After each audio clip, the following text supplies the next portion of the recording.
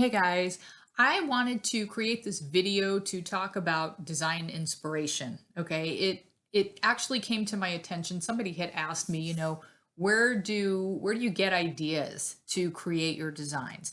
And so I wanted to let you know that it's not necessarily expected of you if you want to create digital art, digital designs to sell on places like Etsy or any of the other platforms where you can sell art, that you're not expected to necessarily just sit around and try to think of things off of the top of your head. Okay, I firmly believe that true creativity just kind of shows up most of the time when you least expect it. However, I also think that there are things that we can do to help that along. And one of those ideas, actually, the idea I'm going to talk about today, is looking at what other people are doing. And what you want to do is you want to go through different digital art designs and see what grabs your eye. Okay. So as you can see here, I mean, I'm always looking at different things, and you want to allow what you like that other people have done and perhaps that have even sold well to inspire you. You never want to copy somebody's work. It's never a good idea to take something that doesn't belong to you. And as far as I'm concerned, that includes an idea, but you can certainly allow things to inspire you. Okay. So if I were to go in here and type in, I don't know, printable quote.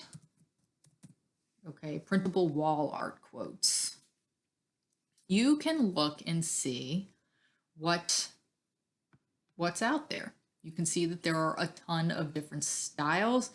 All right, you can see maybe what is selling, what is not selling, and you can use these things as inspiration. Okay, and again, this is just a quote idea.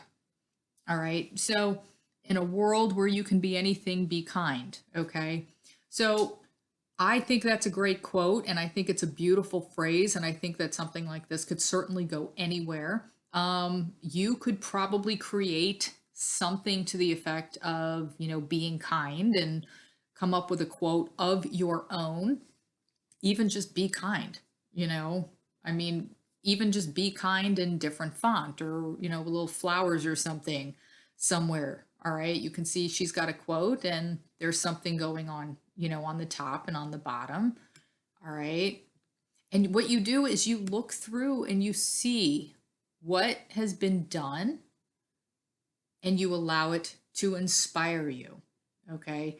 So if you look at something like this and you're like, wow, I really, really love that, then maybe you would create a piece of digital art that would have some floral designs and you would throw in a quote, something, again, this is the exact same quote and I don't know who it belongs to. It looks like it might be a different person.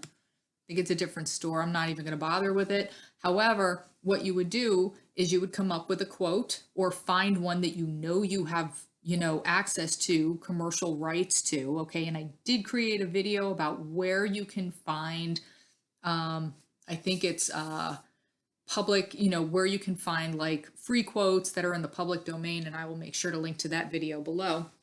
But you can find a quote or come up with your own quote and then allow stuff like this to inspire you. You wouldn't do the exact same thing, but you would allow stuff like this to inspire you. Okay. If you wanted to say digital art, abstract, then you can certainly look at some of the different digital abstract art designs and see what inspires you. Okay. As you can see here, I mean, I have a whole course on digital abstract art for beginners, and I will link to that below as well. And it's teaching you how to use free tools and start at a total beginner's level to start creating digital abstract art designs and basically what you can do with that stuff. I mean, there's all kinds of stuff that you can do. And the reason that I wanted you to see all of this is you could see that there's inspiration everywhere. Okay, I'm just on Etsy right now. But if you went to Google, all right, and you typed in abstract digital art, as you can see, I was typing a little bit quickly there. All right, simply go to images and look look and see what's out there. All right, abstract art is pretty vast. It's art that doesn't follow any real specific strict rules. It's kind of your great way to not have to color in the lines kind of thing. All right, and you can see all kinds of really, really cool things here. And you allow stuff like this to inspire you. Okay.